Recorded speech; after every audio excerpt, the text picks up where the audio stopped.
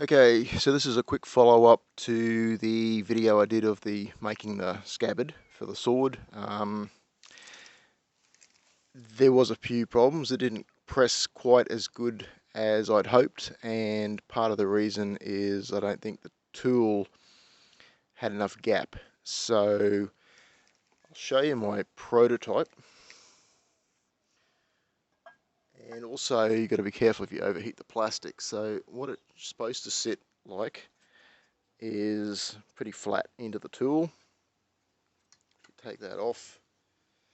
So all it is, in case you missed the last video, it's basically this tool, plastic gets heated up, drops on there, and then a cover plate, and then slam it down with the vacuum blanket, right? So what it should be doing, if you can see that,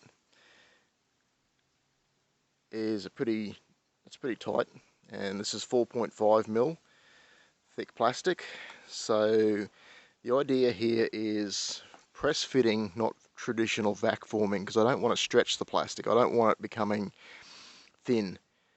I want it to basically maintain its thickness through the course, but I do want to create a 3D part.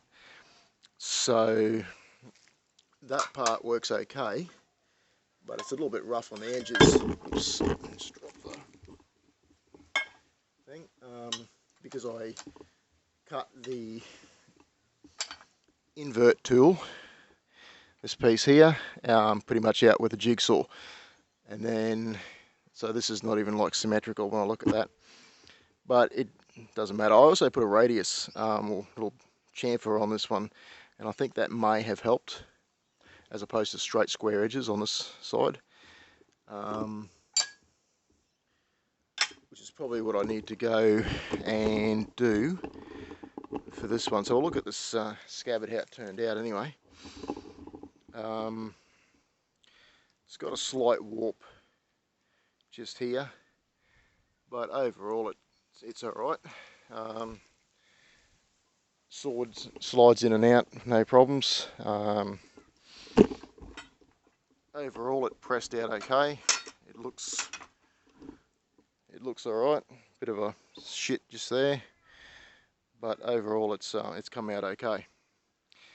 So I think moving forward, what I need to do is just take a bit of meat off this piece here, because I've got a nice true profile to start with. I think I should be okay if I scribe a very thin line and just grind down to the line. It probably only needs to be, when I drew it up in my CAD program, it was supposed to be 4.5 mil gap. I think during the cutting process something was lost, because if you push that up hard there, and then you don't have 4.5 on that side, so I'm going to suggest there's a bit of drift in the cutting tool. The cutter really doesn't, I did this as a nested pair, and the cutter really wants to do it as separate pieces. So what should have happened was this was cut for one block, and this was cut for my second block, but then you got twice the amount of material. It just made sense to me to do it all in one piece. But that said, I should have made it oversized so that the gap is definitely uniform. 3 mil wouldn't be a problem, but if I thin this down a touch, I think I should be okay with 4.5. But that's it in a nutshell. Let's take a quick look at this sword that I'm making.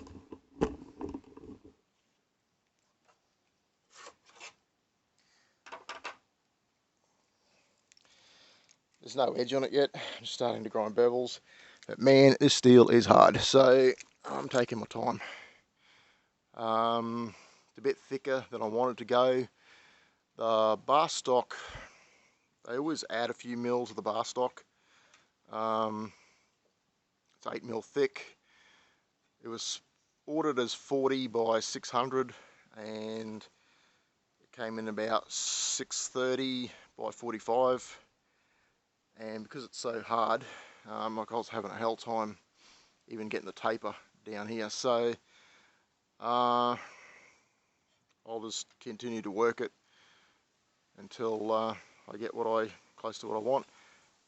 Yeah, obviously I want to make this one sharp. 25 degree on the primary, the secondary, and maybe about try and go to about 17 to 14 on the secondary. Sorry, the primary, and then the secondary will be 25. Do like my new grinding jig, it's doing a good job. Just that I'm going to have to get some new belts because this stuff's just sitting there, not really cutting. So, yeah, there it is. I'll just zoom back a bit, see the whole thing. So it's a bit of a beast, and it's a fun project. So I'll leave it there. Thanks for watching. Catch you in the next one.